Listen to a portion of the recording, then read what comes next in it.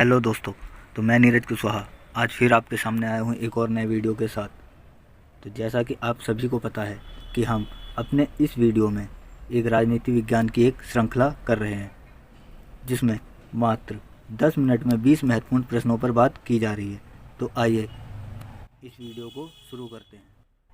तो देखते हैं पहला प्रश्न, भारतीय संसद का अभिन्न अंग कौन है? तो देखिए, भारतीय संसद का अभिन्न अंग राष्ट्रपति होता है। भारतीय संसद में देखिए कितने सदन हैं। भारतीय संसद में 2 सदन हैं और भारतीय संसद के 3 अंग होते हैं। सदन जो है वह एक है लोकसभा और दूसरी है राज्यसभा। ठीक है, इसी प्रकार अंगों की बात करें तो एक होता है लोकसभा, दूसरी राज्यसभा और तीसरे हमारे प्रेसिडेंट यानी राष्ट्रपति। तो ठीक है, हमारी संसद के अभिन्न अंग कौन है? राष्ट्रपति। ठीक है, अब देखते हैं अगला प्रश्न, भारतीय संसद के किस सदन को प्रतिनिधि सभा भी कहा जाता है? तो देखिए, भारतीय संसद के लोकसभा को एक प्रतिनिधि सभा के नाम से भी जाना जाता है। ठीक है, अब देखते हैं अगला प्रश्न,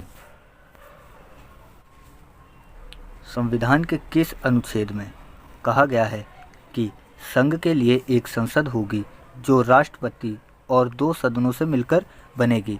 तो यह संविधान के किस अनुच्छेद में कहा है? देखिए, यह संविधान के अनुच्छेद 79 में कहा है। किसमें? संविधान के अनुच्छेद 79 में कहा है। वहीं अगर हम अदर अनुच्छेदों की बात करें तो अनुच्छेद 63 उपराष्ट्रपति के पद की बात करता है। किसके? उपराष्ट्रपति के पद की बात करता है। ठीक है, और अनुच्छेद 52 की बात की जाए तो यह राष्ट्रपति के पद की बात करता है। ठीक है, और अगर हम अनुच्छेद 75 की बात करें तो अनुच्छेद 75 एक ऐसा अनुच्छेद है जो लोकसभा के गठन की बात करता है। किसके? लोकसभा के गठन की बात करने वाला एक अनुच्छेद है। ठीक है, अब देखते हैं अगला प्रश्न, संसद के किस सदन को प्रथम सदन के नाम से जाना जाता है? तो देखिए, संसद के जो लोकसभा है उसे प्रथम सदन कहा जाता है। ठीक है, अब देखते हैं अगला प्रश्न, भारतीय संसद के किस अंग को संसद का द्वितीय सदन कहा जाता है? तो देखिए, जैसा कि हमने पहले देखा, भारत के प्रथम सदन को क्या कहते हैं? लोकसभा। ठीक है, तो भारत के राज्यसभा को क्या कहा जाएगा? द्वितीय सदन। ठीक है, तो द्वितीय सदन कौन हुआ? राज्यसभा। ठीक है, अब देखते हैं अगला प्रश्न, संसद को भंग करने का अधिकार किसको दिया गया है? तो देखिए, संसद को भंग करने का अधिकार जो है वह राष्ट्रपति को दिया गया है। ठीक है, अब देखते हैं अगला प्रश्न, संसद के कितने सत्र होते हैं? तो देखिए, संसद के 3 सत्र होते हैं। ठीक है, कौन कौन से?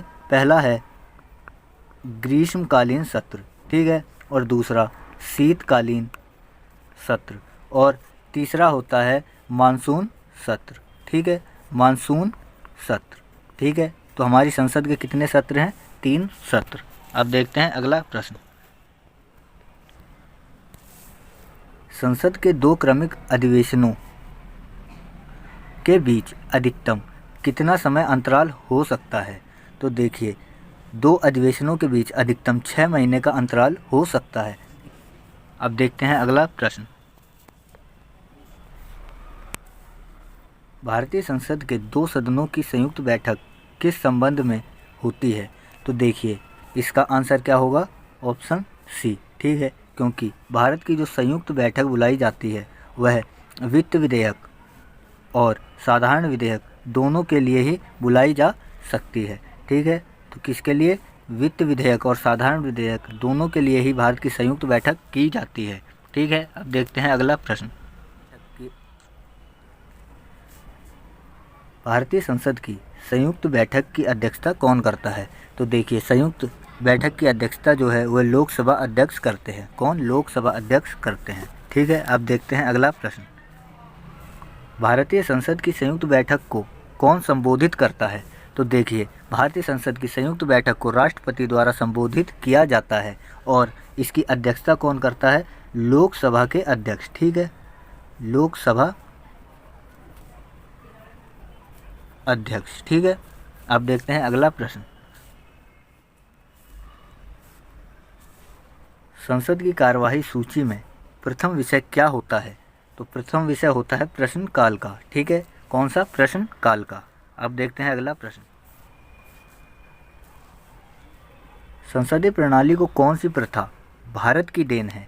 तो भारत की देन है जो वह है शून्यकाल, जो कि संसदीय प्रणाली में भारत की देन एक है। ठीक है, अब देखते हैं अगला प्रश्न। संसद के किस सदस्य की सदस्यता तब समाप्त समझी जाती है यदि वह बिना सदन को सूचित किए लगातार कितने दिन तक अनुपस्थित रहता है? तो देखिए, इसमें 60 दिनों तक अनुपस्थित रहने पर सदस्यों की सदस्यता को समाप्त कर दिया जाता है। ठीक है, अब देखते हैं अगला प्रश्न। एक वर्ष में कम से कम कितनी बार संसद की बैठक होना अनिवार्य है? तो देखिए, एक वर्ष में कम से कम 2 बार संसद की बैठक होना अनिवार्य है, क्योंकि हमने पहले देखा कि संसद की 2 अधिवेशनों के बीच अधिकतम 6 माह का अंतराल ही हो सकता है। ठीक है, तो अब देखते हैं अगला प्रश्न। भारतीय सांसदों के वेतन का निर्धारण कौन करता है? तो देखिए, भारतीय सांसदों के वेतन का निर्धारण संसद करती है। कौन करती है? संसद करती है। ठीक है, अब देखते हैं अगला प्रश्न। संसदीय प्रणाली वाली सरकार को अन्य किस नाम से जाना जाता है? तो देखिए, संसदीय प्रणाली वाली सरकार को संघीय सरकार के नाम से भी जाना जाता है। ठीक है, अब देखते हैं अगला प्रश्न।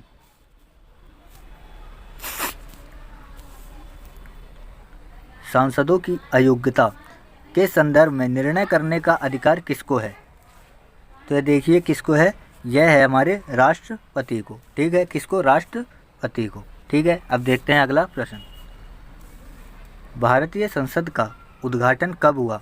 तो देखिए, भारतीय संसद का जो उद्घाटन हुआ वह 1927 को हुआ। कब? 1927 को हुआ। ठीक है, अब देखते हैं अगला प्रश्न।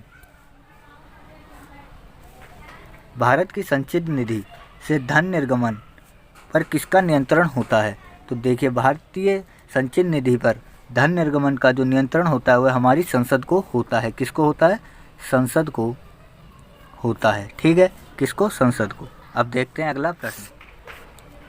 तो देखिए दोस्तों, आज का हमारा ये वीडियो यहीं समाप्त होता है। आज हमने मात्र 10 मिनट में 20 महत्वपूर्ण राजनीति विज्ञान की प्रश्न देख लिए, जो कि प्रत्येक परीक्षा के लिए अति महत्वपूर्ण है। तो अगर आपको हमारा ये वीडियो अच्छा लगा है तो इसे लाइक करें अपने दोस्तों के बीच और अपने प्रत्येक सोशल मीडिया प्लेटफॉर्म्स पर इसे शेयर करें और अपने सुझावों को हमें कमेंट करके ज़रूर बताएं। और इसी के साथ साथ हमारे चैनल नालंदा स्टडी पॉइंट 24/7 को अभी सब्सक्राइब करें। Thank you.